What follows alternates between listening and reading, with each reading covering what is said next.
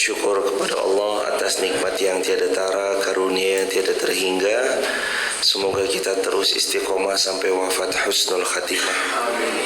Salawat juga bertangkikan salam teruntuk baginda Rasulullah Muhammad sallallahu alaihi wasallam. Kita bermohon semoga kelak Allah izinkan kita semua mendapat syafaat dari baginda Rasulullah sallallahu alaihi wasallam. Ali Imran ayat yang pertama. Sahabat di rumah silakan dibuka Ali Imran ayat yang pertama. A'udzu billahi minasy syaithanir rajim. 1 2 3. A'udzu billahi minasy syaithanir rajim. Bismillahirrahmanirrahim.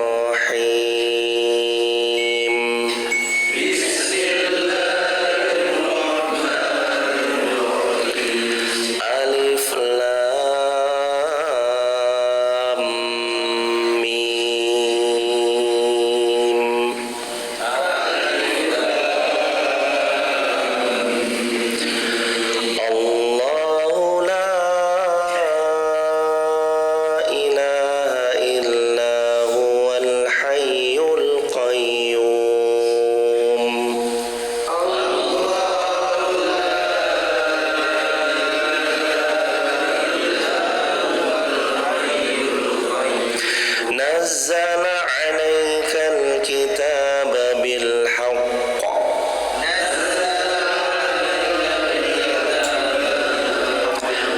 مصدقا لما بين يديه وأنزل التوراة والإنجيل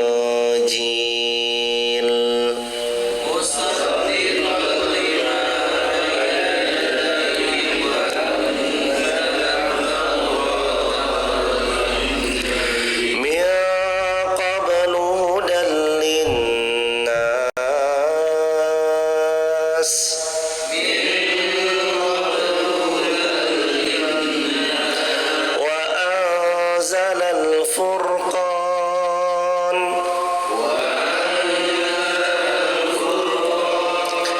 إن الذين كفروا بآيات الله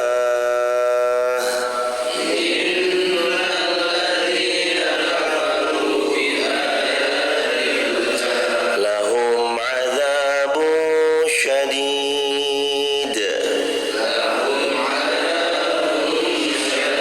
والله عزيز ذو انتقام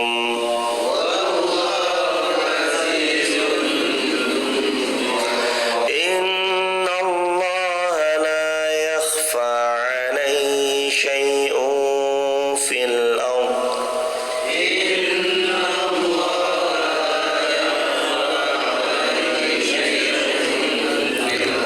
ولا في السماء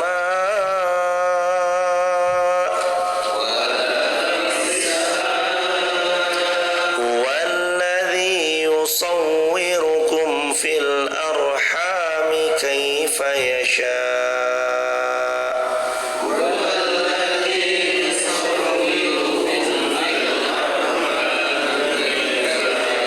لا إله إلا هو العزيز الحكيم.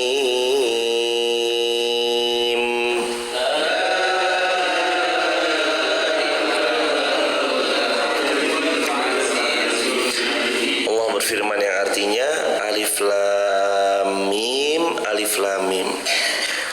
Allahu la ilaha illa huwal hayyul qayyum. Allah tiada ilah yang berhak diibadahi dengan benar melainkan Dia Al-Hayyu yang Maha Hidup, Al-Qayyum yang terus menerus mengurus makhluknya. Ayat ini mirip dengan Al-Quran surah ayat kursi atau Al-Baqarah 255. Allahu la ilaha illa huwal hayyul qayyum. Sama dengan penggalan awalnya surah Al-Baqarah ayat 255 atau ayat kursi. Kami telah menyebutkan sebuah hadis yang menjelaskan bahwa nama Allah yang paling mulia, Ismullahil A'zam, terdapat pada 2 ayat. Yang pertama ayat kursi, yang kedua ayat yang baru saja engkau membacanya, yakni diantaranya Ali Imran ayat yang kedua. Jadi Ismullahil A'zam, Allah itu punya nama yang sangat agung, yang sesiapa yang dia membacanya maka sungguh dia telah mendapati nama Allah yang agung. Apa nama Allah yang agung itu? Allahu la ilaha illahu al-hayyul al-qayyum. Arti Allahu la ilaha illa huwal hayyul qayyum, la ilaha illa huwa, itu artinya la ma'buda bihaqqin illallah.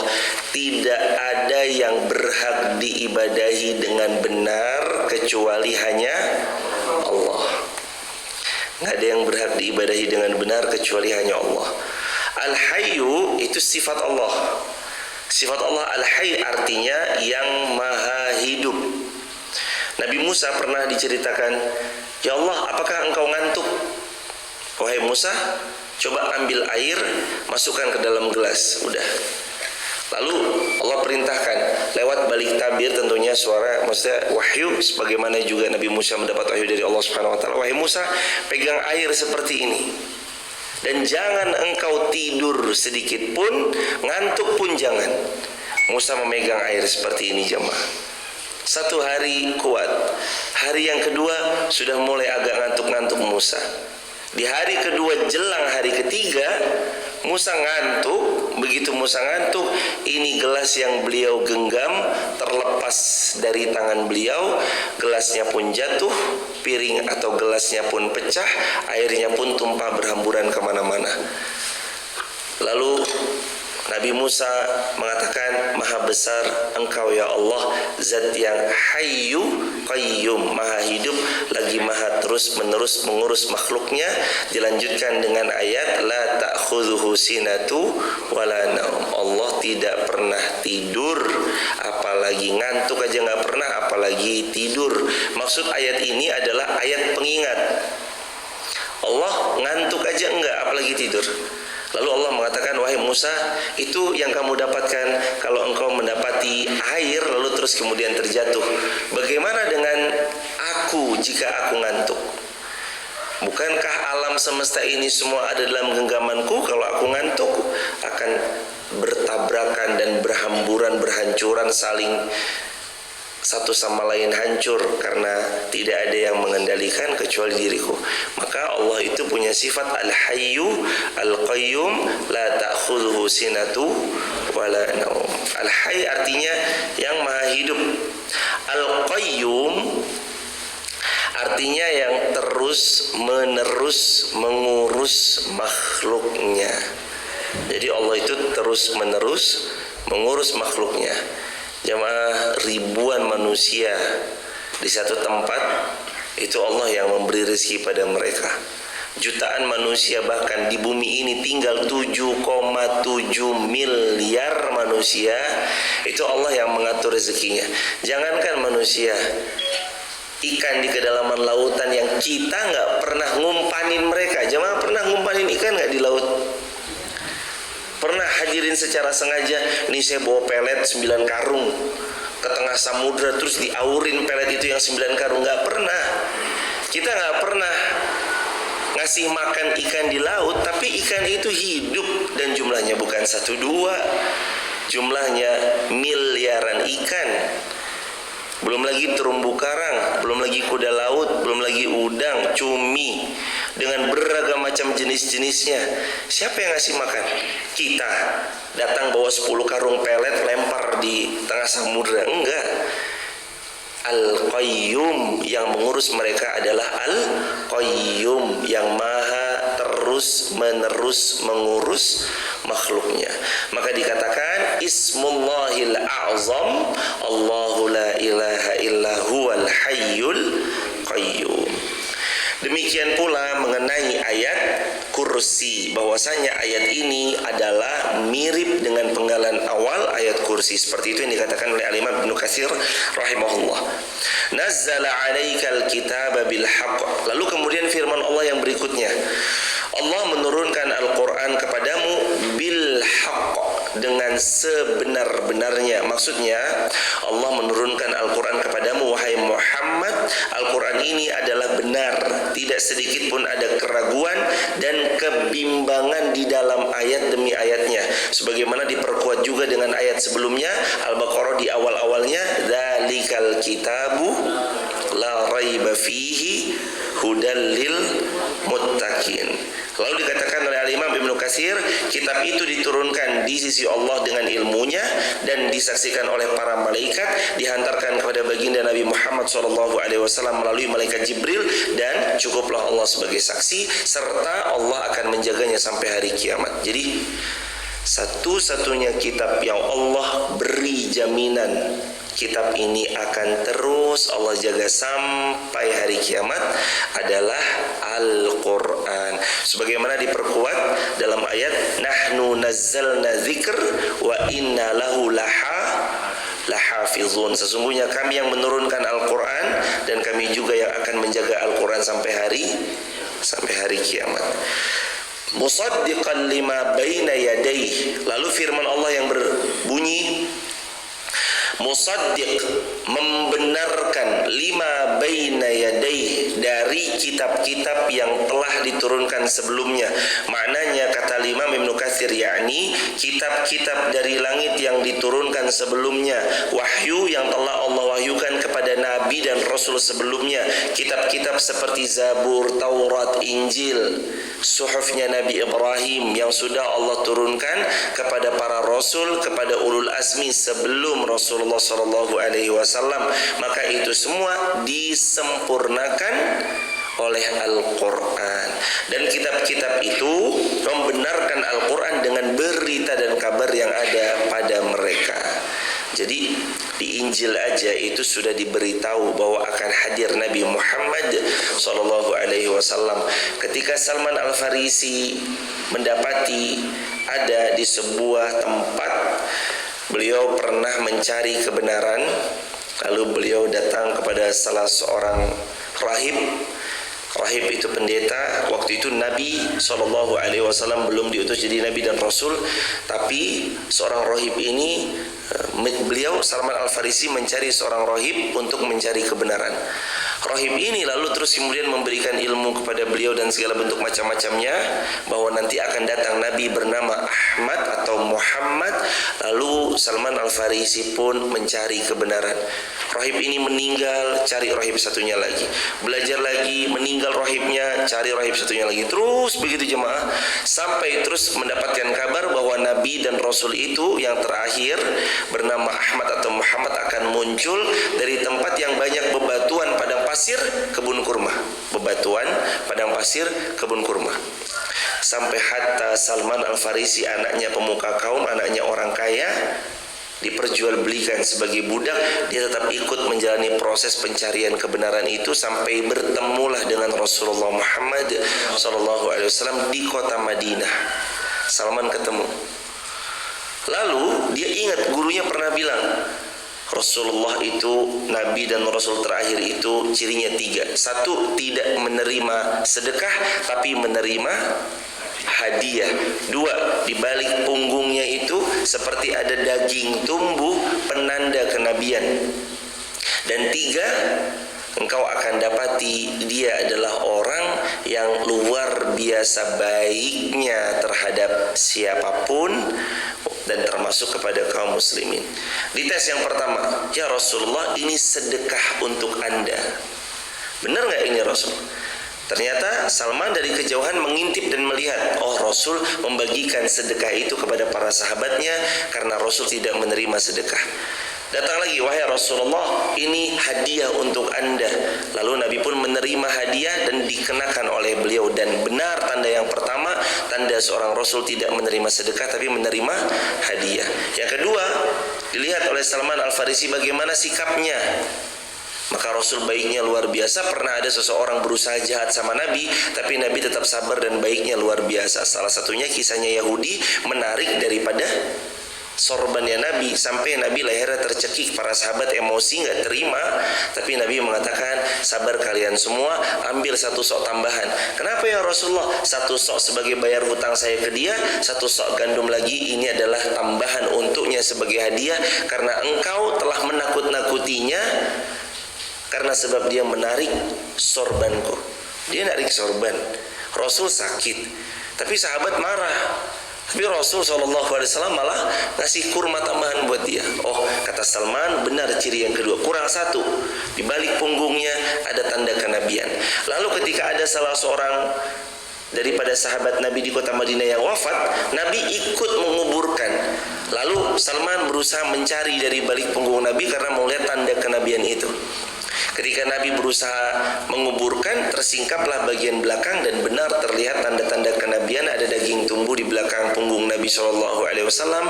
Dan ketika Nabi naik ke atas liang lahat atau mengangkat atau sudah naik lagi kan liang lahatnya, terus kemudian mau ditutup, Nabi naik ke atas, Nabi dipeluk oleh Salman Al-Farisi. Lalu Nabi mengatakan, Salman termasuk keluarga kami, Salman termasuk Ahlul Bait. Ini saking cintanya Nabi kepada Salman Al-Farisi. Itulah proses pencarian kebenaran jamaah, bahwa Salman sedikit pun tidak meragukan. Kitab-kitab terdahulu ada informasi tentang Nabi. Makanya dalam Al-Baqarah kemarin kita belajar, ya'rifuna kama ya'rifuna abna'ahum.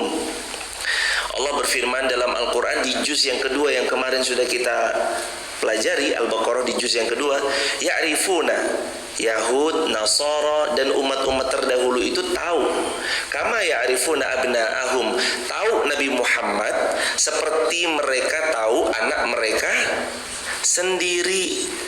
Mereka kenal Rasulullah itu seperti mereka kenal sama anak mereka sendiri. Ya'rifuna abna'ahum.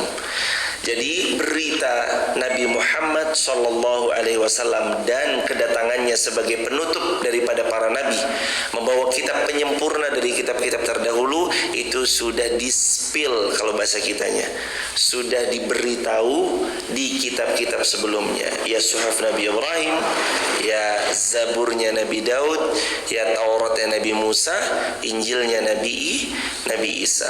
Wa anzalat Taurata wal Injil, dan Allah menurunkan Taurat kepada Musa bin Imran, Injil kepada Isa bin Maryam. Min qablu, yakni sebelum Al-Quran ini turun, hudal linnas, sebagai petunjuk bagi manusia di kala itu. Artinya Taurat, Injil itu petunjuk bagi manusia pada kala itu. Wa anzalal furqan, begitu menurunkan Al-Quran, Al-Quran ini Al-Furqan. Apa makna Al-Furqan? Pembeda, yang membedakan antara hak dan batil, iman dengan kufur, tauhid dengan syirik. Pembedanya adalah Al-Quran. Syurga ataupun neraka, pembedanya adalah Al-Quran. Firman Allah yang berbunyi, innal ladzina kafaru bi ayatillah lahum adzabun syadid wallahu azizun dzuntiqam. Allah berfirman, sesungguhnya orang-orang yang mengingkari, innal ladzina kafaru bi ayatina, sesungguhnya orang-orang yang mengingkari ayat-ayat kami, artinya dia menolak Al-Quran baik setengahnya apalagi seluruhnya. Yakfuru yu'minuna bi ba'dil kitabi wa yakfuruna bi ba'd. Ada sebagian ciri-ciri Yahud Nasara. Masih ingat di Al-Baqarah yang baru saja kemarin kita khatamkan? Sami'na wa asaina. Yu'minun bi ba'dil kitab. Mereka beriman pada sebagian, wa yakfuruna bi ba'd. Tapi mereka mengingkari sebagian. Al-Quran itu bukan prasmanan ya jamaah. Saya suka nih ayat ini, saya ambil Saya nggak suka nih ayat ini, saya buang Bukan. Al-Quran bukan prasmanan yang suka kita makan, yang nggak suka kita buang. Al-Quran, dzalikal kitabu la raiba fihi hudal lil muttaqin. Semua ayatnya penjelas, pembeda, penuh dengan petunjuk. Nggak ada sedikit pun ayat Quran yang bisa kita tolak kecuali nanti masuk dalam ayat ini. Ciri-ciri orang kufar. Innal ladzina kafaru bi ayatina. Orang-orang yang suka mengingkari ayat-ayat kami, salah satu tanda-tandanya mereka beriman kepada sebagian, mengingkari yang lain. Salah dua tandanya adalah seperti yang kemarin, sami'na wa asaina. Kami dengar tapi kami bangkangi ya. Kami dengar tapi kami maksiati ya. Kami tahu sih tapi kayaknya ogah deh. Kami ngerti tapi kayaknya males lah. Itu termasuk bagian daripada dekatnya dengan kekufuran. Lahum adzabun syadidun. Bagi mereka yang suka mengingkari ayat kami baik sedikit saja. Termasuk ya jemaah, Anda menerima semua ayat kecuali satu ayat. Contoh, saya terima ya, semua ayat saya terima, tapi untuk ayat riba enggak ya. Saya terima ya semua ayat, tapi untuk ayat misalkan fankihu ma taba lakum minan nisa'i masna wa sulasa wa ruba, tapi itu enggak saya terima ya. Saya terima ya ayat tentang A, B, C, tapi ayat ini enggak. Itu termasuk bagian daripada yu'minuna bi ba'dil kitab wa yakfuruna bi ba'd.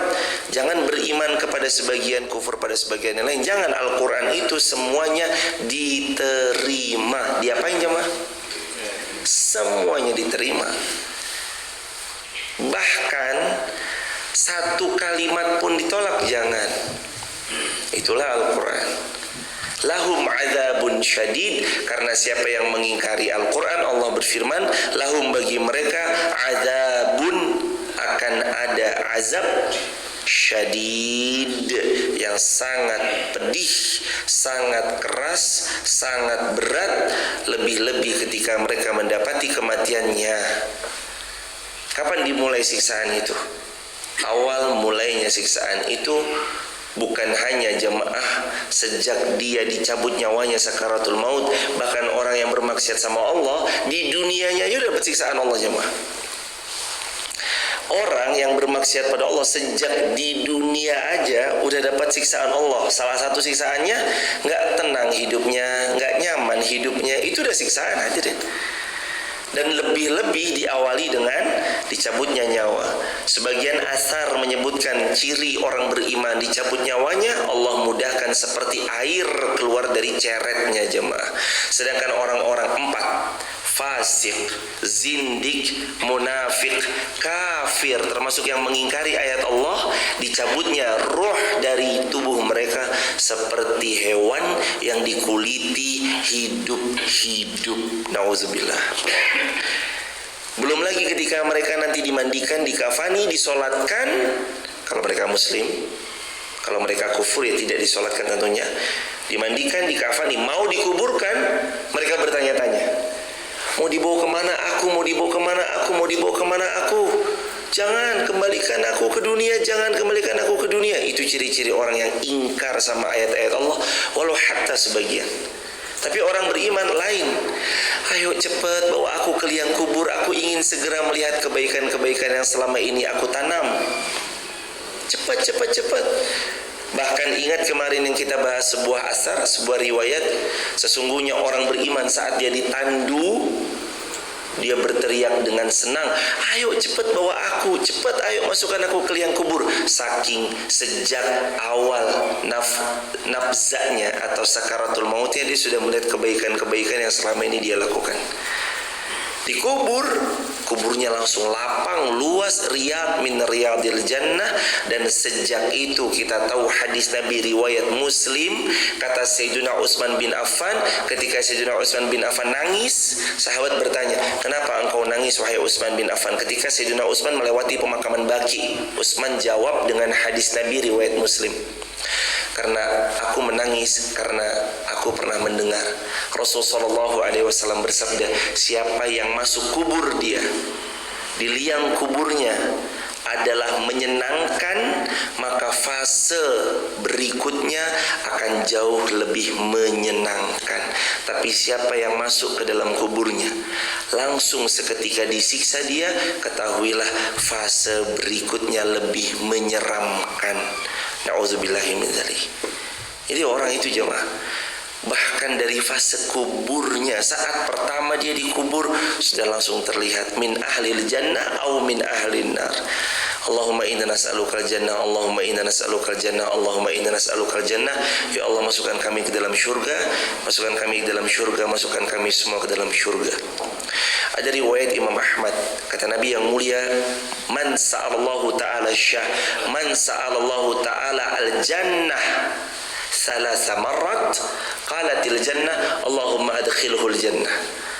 Barang siapa yang meminta kepada Allah, ya Allah masukkan aku ke dalam syurga 3 kali permintaan, qalatil jannah, maka syurga akan berkata, Allahumma, ya Allah aku mohon padamu, adkhilhul jannah, masukkan dia yang meminta syurga 3 kali ke dalam syurga. Makanya tadi mintanya lafadznya 3 kali. Kenapa? Karena ada riwayat Imam Ahmad tentang hal itu. Keutamaan meminta syurga sebanyak 3 kali. Allahu Akbar, walillahil hamd. Lahum azabun syadid, bagi yang ingkar terhadap ayat Allah, baginya azab yang sangat pedih, berat lagi keras. Wallahu azizun dzuntiqam, dan Allah sungguh aziz. Aziz itu artinya yang maha perkasa. Tidak ada yang bisa mengatur Allah, tidak ada yang bisa menekan Allah, tidak ada yang bisa mempressure Allah. Allah tidak dipressure, ditekan oleh pihak manapun, oleh siapapun. Tidak. Allah mau melakukan sesuai yang Allah inginkan. Kalau Allah mau, ya Allah lakukan. Kalau enggak. Makanya ada hadis yang populer, hadis Nabi SAW yang Nabi katakan kepada Sayyidina Abdullah bin Abbas. Kata Nabi SAW, wahai anak pamanku, ketahuilah, kalau semua makhluk di dunia ini bersepakat untuk memberimu manfaat, tidak akan sampai manfaat itu ke tanganmu atau kepada dirimu kecuali apa yang Allah telah tetapkan kepada dirimu. Wahai anak pamanku, Sayyidina Abdullah bin Abbas maksudnya, wahai Abdullah bin Abbas, ketahuilah, walaupun semua manusia ini bersepakat untuk mencelakaimu, menghadirkan mudarat bagimu, tidak akan sampai celaka atau mudarat itu kepada dirimu kecuali apa yang telah Allah tetapkan. Artinya gak ada yang menekan Allah, gak ada yang mempressure Allah, gak ada yang bisa Allah harus begini ya. Gak ada yang bisa memaksakan kehendaknya kepada Allah, gak ada. Allah itu berkehendak, innahu ala kulli syai'in qadir. Allah berkehendak atas segala sesuatu, itu sesuai dengan keinginan Allah sendiri. Tidak ada paksaan, tidak ada pressure, tidak ada tekanan dari pihak manapun. Wallahu aziz. Allah itu maha perkasa. Itu makna perkasa. Dzuntiqam, lagi maha besar siksanya. Dzuntiqam, lagi maha berat dan pedih serta keras azabnya. Hati-hati jemaah. Bagi mereka yang mendustakan ayat-ayat Allah, ketahuilah dengan kalimat Allah dzuntiqam. Allah adalah zat yang maha berat siksanya, pedih siksanya, maha keras siksaannya bagi mereka yang mendustakan ayat Allah, menyelisihi para Rasulullah, menyelisihi sunnahnya Rasulullah, dan mereka membenci serta bahkan membunuh nabi-nabi yang diutus kepada mereka. Wal'iyadzubillahi min dzalik. Innallaha la yakhfa 'alaihi syai'un fil ardi wala fis sama. Tidak ada satupun yakhfa, yang tersembunyi bagi Allah, syai', sesuatu sekecil apapun atau sedikit pun, fil ardi, di atas muka bumi, wala fis sama, dan di alam semesta, yakni di langit atau alam semesta. Nggak ada yang tersembunyi bagi Allah. Huwallazi yusawwirukum fil arhami kaifa yasha, la ilaha illahu huwal azizul hakim. Dialah Allah yang membentukmu dari rahim sebagaimana yang dikehendakinya.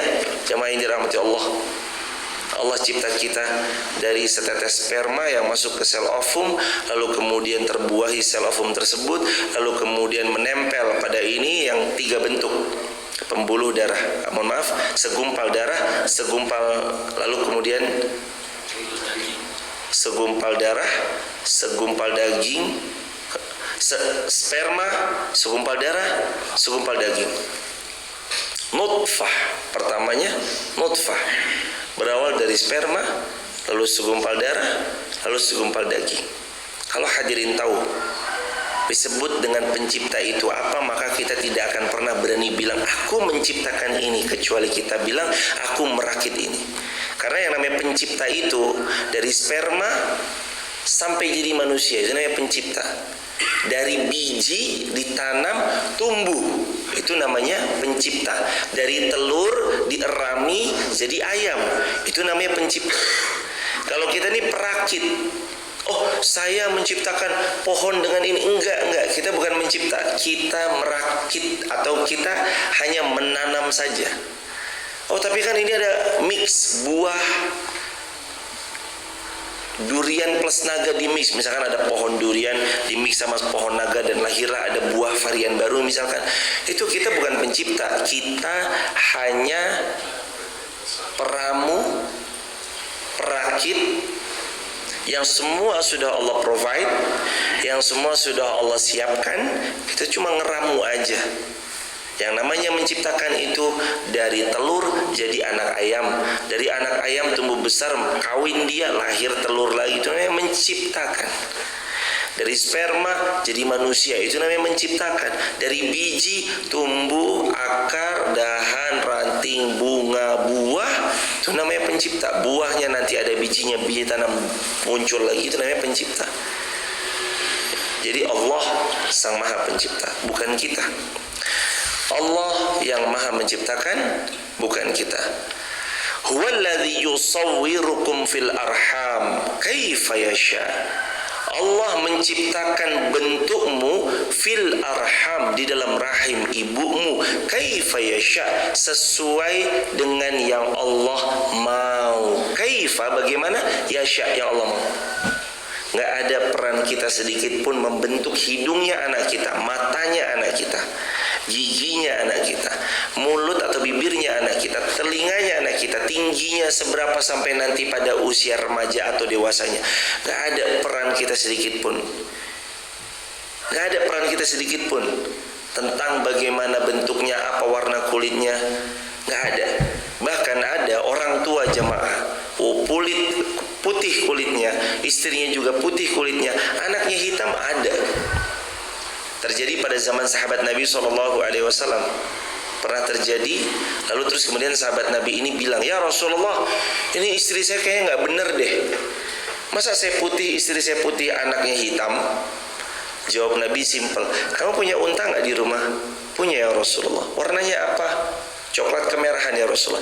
Ada nggak yang warnanya abu-abu? Ada ya Rasulullah. Dari mana warna abu-abu si unta itu? Dari nenek moyangnya ya Rasulullah. Nabi jawab, seperti itu anakmu, maka anakmu yang hitam itu boleh jadi karena nenek moyangnya ada yang kulitnya berwarna hitam. Selesai. Tentu Nabi nggak asal bicara, Nabi juga ngelihat bahwa laki-laki ini soleh, perempuannya juga solihah. Mungkin karena anaknya kok berbeda warna kulitnya, dia komplain sama Rasulullah. Dia bertanya sama Nabi, kok saya putih, istri saya putih, anaknya hitam? Jamaah yang dirahmati Allah, enggak tertutup kemungkinan itu terjadi di antara kita. Lah kok anakku nih enggak mirip belas sama bapak ibunya? Dia mirip malah sama Pak D-nya misalkan, Bude-nya misalkan, bisa aja. Oh dia malah mirip sama mbahnya.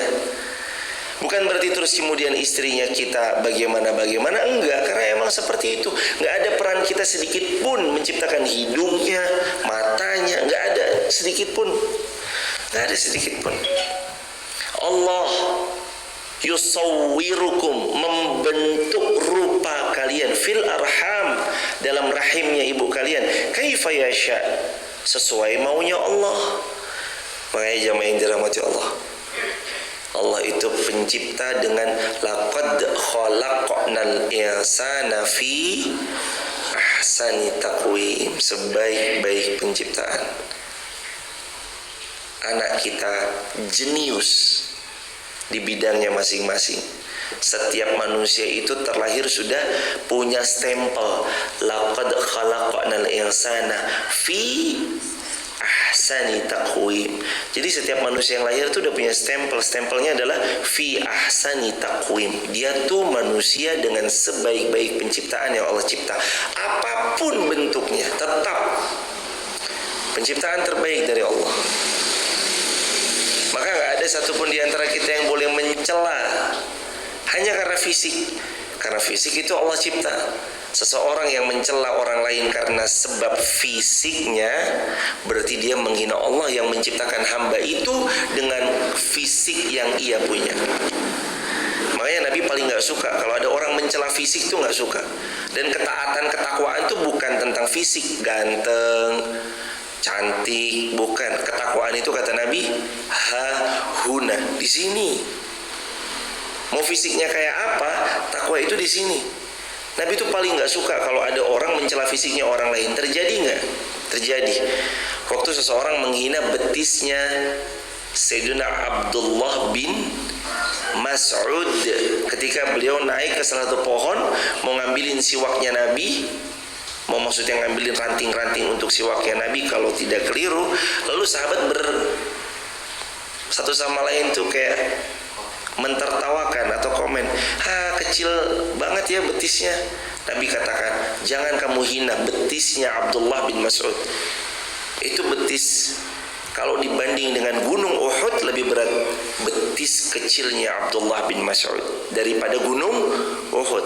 Karena betis itu yang sudah menemani Nabi, betis itu yang sudah mengangkatkan untuk Nabi barang-barangnya Nabi, betis kecil itu yang sudah bawain sendalnya Nabi, bawain air wudunya Nabi, dia berjalan untuk menolong Nabi, membersamai derap langkahnya Nabi. Bahkan kalau Sayyidina Abu Hurairah mengatakan, bahkan kalau Sayyidina Abu Hurairah dikatakan seperti manusia dengan bayangannya terhadap Rasulullah SAW, Sayyidina Abdullah bin Mas'ud juga kata Syekh Mahmud Al-Misri seperti benang dengan layang-layang. Artinya beliau ini kemana aja Nabi jalan beliau ikut, jangan dihina betisnya. Oh, Nabi gak suka jemaah. Sejak saat itu sahabat tahu jangan lagi menghina fisik, jangan lagi menghina fisik, gak boleh. Ada manusia mungkin dengan fisiknya ini begini ya, ini begitu ya, jangan dihina.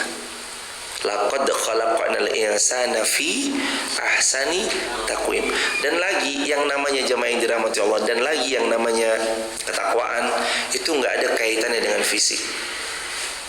Kalau manusia mungkin sering ngasih privilege kepada orang yang good looking, dia mah good looking, dia mah tampan, dia mah cantik, good looking. Manusia mungkin bisa begitu, Allah tidak. Dalam hadis Allah Subhanahu wa taala mengingatkan lewat lisannya baginda Nabi sallallahu alaihi wasallam, "Innallaha la yanzuru ila suwarikum wa la yanzuru ila ajsamikum, walakin Allah yanzuru ila qulubikum." Allah enggak melihat kepada rupa kalian. Allah enggak melihat kepada tubuh kalian, badan kalian, postur kalian. Allah enggak melihat itu. Walakin Allah yanzuru ila qulubikum. Tapi yang Allah lihat adalah hati kalian.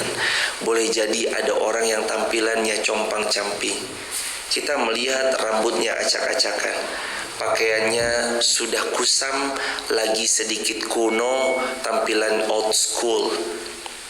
Mungkin sebagiannya ada sobek lalu dijahit sama dia, dan bekas jahitannya itu menandakan bahwa dia orang yang miskin papa.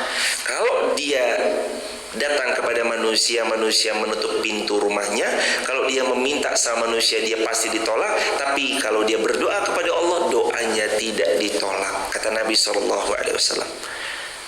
Ada seseorang tampilannya seperti itu, dia datang kepada manusia menutup pintunya untuknya.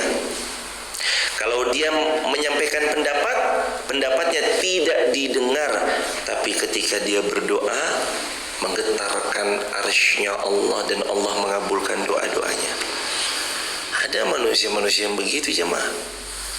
Maka jangan menyepelekan siapapun. Boleh jadi tukang cimol yang Anda sering melihat beliau capek, lelah, gotong-gotong gerobaknya, jualan. Lalu kemudian sering kita dapati beliau kehujanan, kepanasan. Tak jarang kulitnya menjadi hitam legam karena seringnya terpapar sinar matahari. Jangan remehkan beliau. Boleh jadi saat beliau berdoa terkabul. Pak, doain saya ya. Sekalian pas kita beli cimol, kita minta doa. Pak, doain saya ya. Semoga hajat saya Allah permudah. Amin, amin mas, amin. Semoga Allah mudahin ya mas.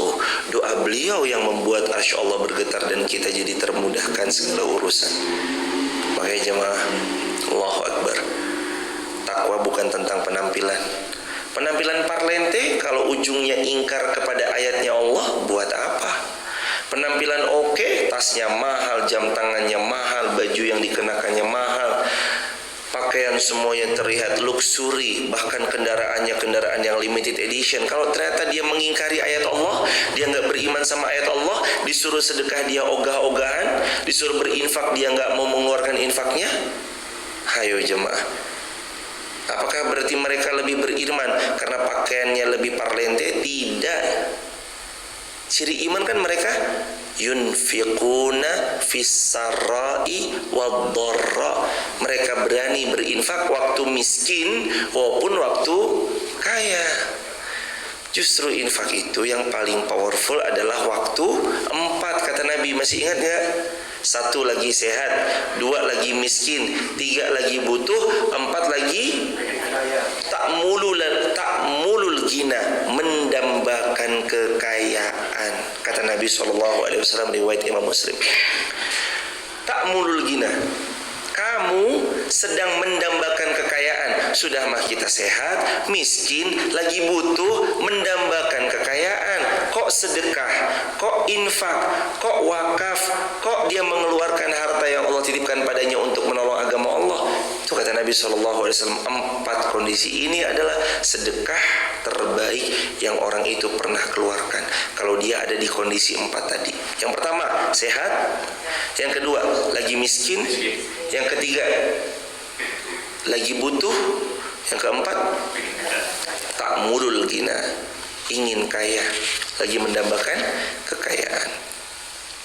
Jadi Allah yang menciptakan kita dari rahim perut ibu kita kaifa yasha, sebagaimana Allah mau. La ilaha illa huwal azizul hakim. Tidak ada ilah yang berhak diibadahi dengan benar kecuali Allah. Dia zat yang maha perkasa. Hakim itu artinya bijaksana. Cuman nih, semua atas episode hidup kita, pahit manis, suka duka, kadang di atas berjaya maksudnya, kadang di bawah dalam kondisi terpuruk diri kita.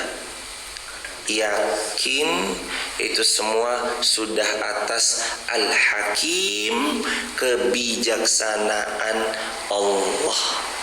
Apapun yang terjadi itu karena bijaksananya Allah.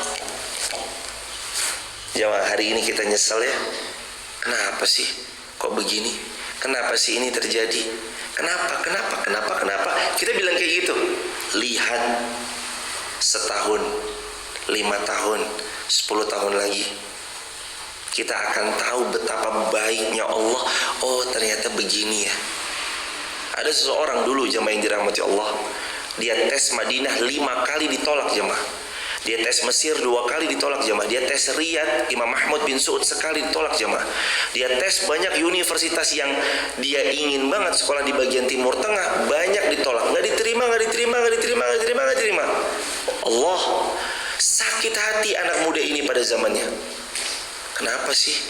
Kok Allah gini banget sih? Kok Allah gini banget?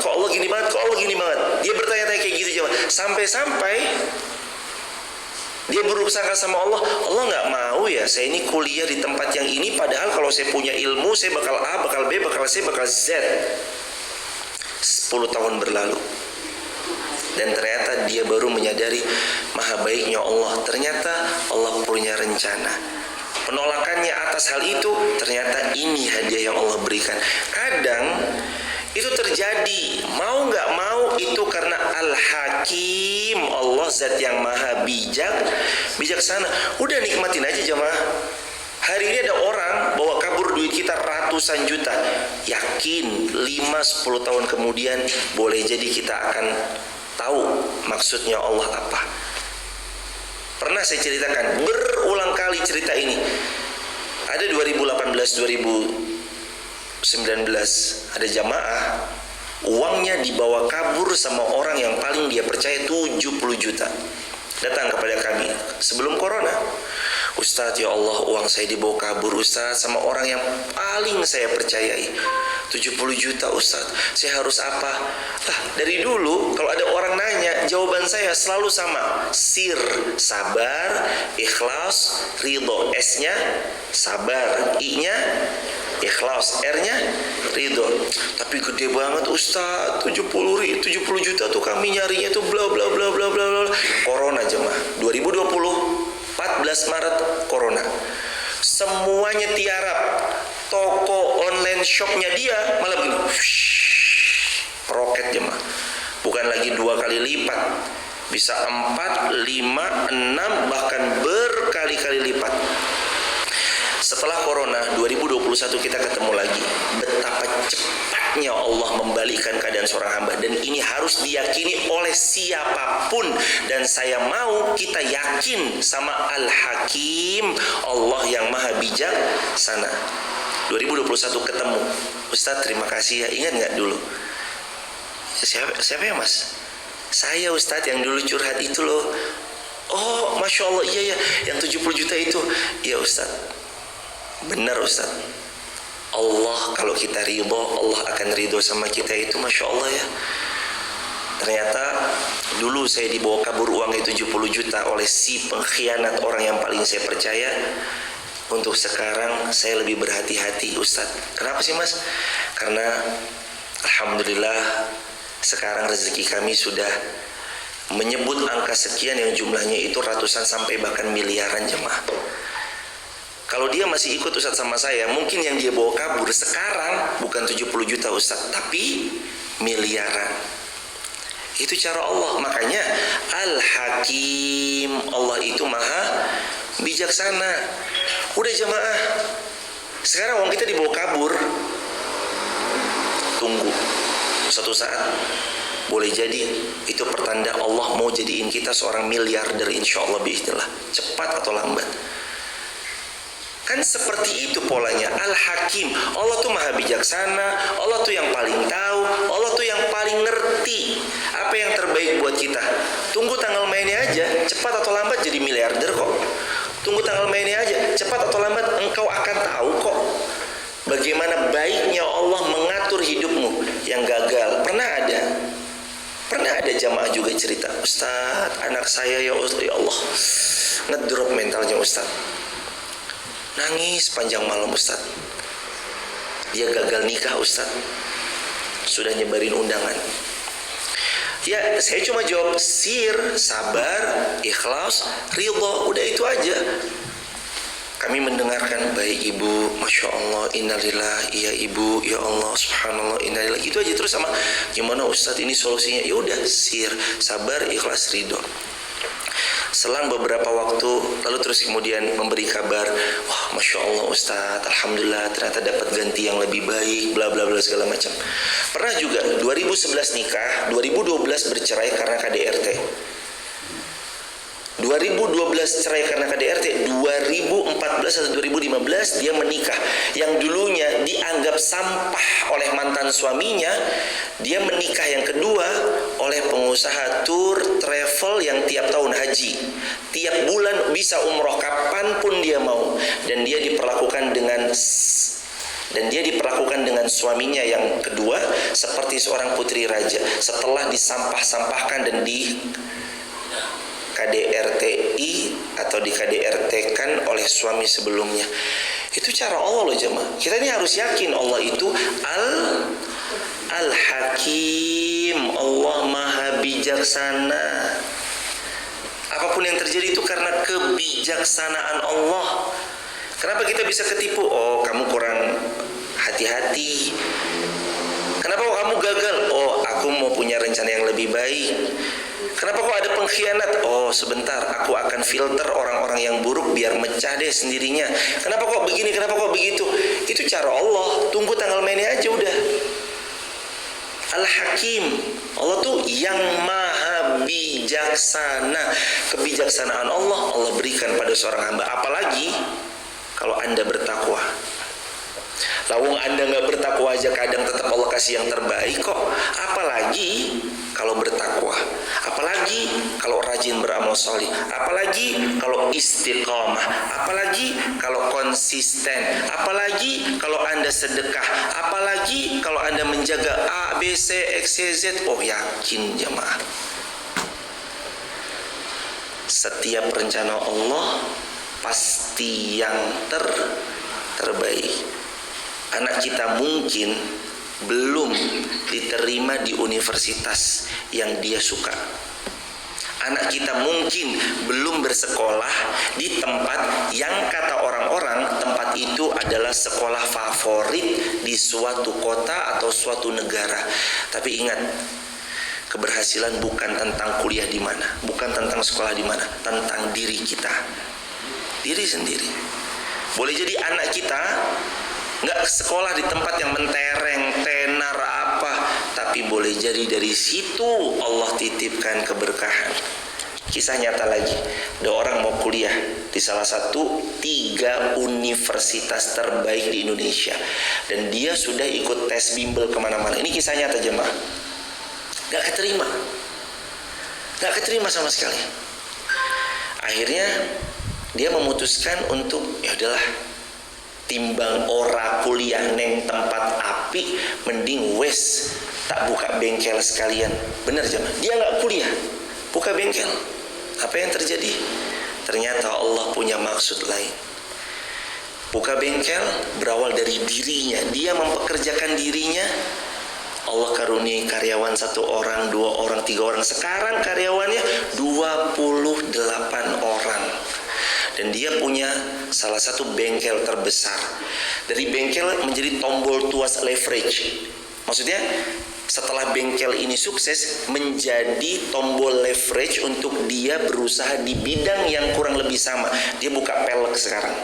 Buka pelek, tambah karyawan lagi. Di pelek sekian karyawan, di bengkel sekian, total sekitar 28 karyawan. Allahu Akbar. Dia jualan pelek kayak gitu cuma pelek.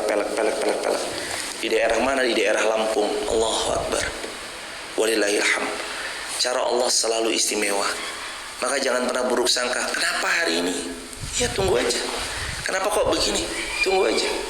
Maka insya Allah kita akan dapati rencana Allah selalu yang terbaik. Karena Allah adalah Al-Hakim, yang maha bijaksana. Allahumma arhamna bil Quran. Ya Allah, rahmati kami dengan Al-Quran. Sahabat, terima kasih sudah meluangkan waktu sampai jam 5:55 ini. Semoga sahabat dimuliakan Allah, diberkahi Allah, dilancarkan segala hajat dunia dan akhiratnya. Semoga Allah memuliakan sahabat semuanya, dan mudah-mudahan kita istiqomah sampai wafat husnul khatimah insyaallah. Subhanakallahumma bihamdika asyhadu an la ilaha illa anta nastaghfiruka wa natubu ilaik. Rabbana atina min ladunka rahmah wa hayyi lana min amrina rasyada wa min kulli dhiqin makhraja wa min kulli usrin yusra. Ya Allah, mudahkan segala urusan kaum muslimin. Ya Allah, ampuni segala pernah khilaf, kesalahan, kekeliruan yang dilakukan oleh seluruh kaum muslimin. Ya Allah, rahmati hidup kami dan seluruh kaum muslimin. Jadikan keluarga kami sakinah, mawaddah, warahmah, demikian juga kaum muslimin. Ya Allah, karuniai keberkahan hidup kepada kami sekeluarga dan juga kaum muslimin. Ya Allah, limpahkan rezeki yang barokah, yang bermanfaat bagi diri kami, keluarga kami, dan seluruh kaum muslimin. Ya Allah, pilihkan kepada kami pemimpin yang adil, taat, patuh, serta tunduk kepada semua syariat-syariat-Mu. Ya Allah, karuniai juga kepada seluruh kaum muslimin di belahan dunia manapun. Ya Allah, karuniai kami mudah untuk mentadabburi Al-Quran, membaca Al-Quran, memahami makna yang terkandung di dalamnya, memahami tafsir-tafsirnya, mengajarkan kepada yang lain, mengamalkan isi kandungan ayat-ayat Al-Quran. Ya Allah, ajari kami berproses dengan proses yang baik. Ajari kami untuk tidak silau terhadap hasil yang dimiliki orang lain. Ajari kami untuk mengetahui dan menyadari bahwa yang paling penting daripada itu semua adalah mencari ridho-Mu dengan sebaik-baiknya proses ya Allah. Ya Allah, karuniai kami ketenangan dalam hidup, khusyuk dalam salat, tumakninah dalam tiap ruku dan sujud. Jadikan kami keluarga di dunia ya Allah, keluarga sampai syurga ya Allah. Rabbana atina fid dunya hasanah wa fil akhirati hasanah wa qina adzabannar. Alhamdulillahi rabbil alamin. Barakallahu fikum. Sampai jumpa besok subuh syuruk di Masjid Muhammad Al-Fatih. Barakallah. Subhanakallahumma bihamdik, asyhadu an la ilaha illa anta, astaghfiruka wa atubu ilaik. Assalamualaikum warahmatullahi wabarakatuh.